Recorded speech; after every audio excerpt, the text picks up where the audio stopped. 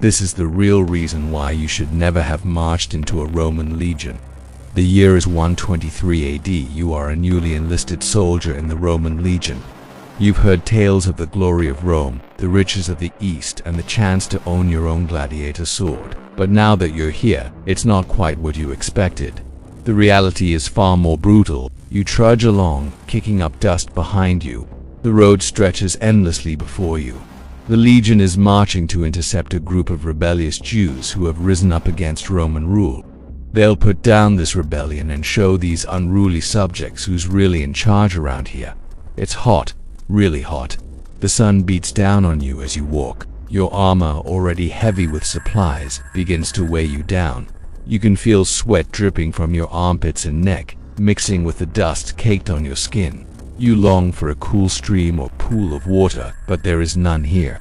You are in the middle of the desert. Your centurion, a grizzled veteran, barks orders at you and the other recruits. You jump to attention, quickly correcting your posture. Being a Roman soldier isn't all parades and parties. It takes discipline, and if you don't have it, the centurions will soon give it to you. Suddenly, the centurion raises his hand, halting the march. He looks out over the landscape, squinting in the sun. You hear a shout from a scout riding on a hill nearby. The centurion turns and shouts orders in Latin. You don't understand the words, but you know from the tone of his voice that something is up.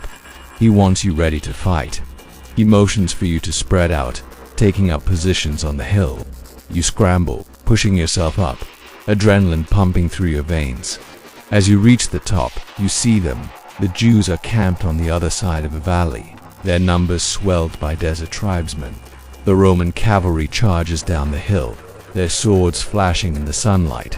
The centurion gives the order and you begin to climb down the hill, readying your pilum, a heavy javelin used by Roman infantry. When you get to the bottom, you join the other soldiers and wait for the signal. It comes as the cavalry reaches the valley floor.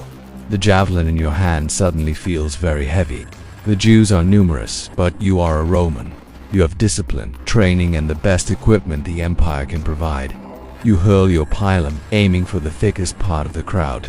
The javelin flies through the air, finding its mark, sinking into the mass of bodies. The centurion shouts encouragement as the other soldiers hurl their javelins. The Jews fall back, giving the cavalry the advantage. They hack and slash, trying to break through the enemy lines, but the Romans are ready for them. This will be a short battle. You see the centurion motion with his hand for you to advance. He wants you to fill in the gaps left by the cavalry. Your heart pounds as you move forward. This is what you've been trained for. Discipline and training take over. You move forward as a unit, filling the gaps in the line, stabbing, hacking and slashing with your sword and shield raised to protect yourself from incoming blows, but they are relentless. The enemy fights with the desperation of someone who has nothing left to lose. The centurion falls, an arrow protruding from his chest.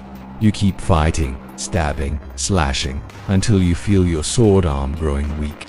You don't care. Finally, the fighting stops. The last of the rebels fall and the rest flee. You stand panting, your armor heavy with sweat and the blood of your enemies.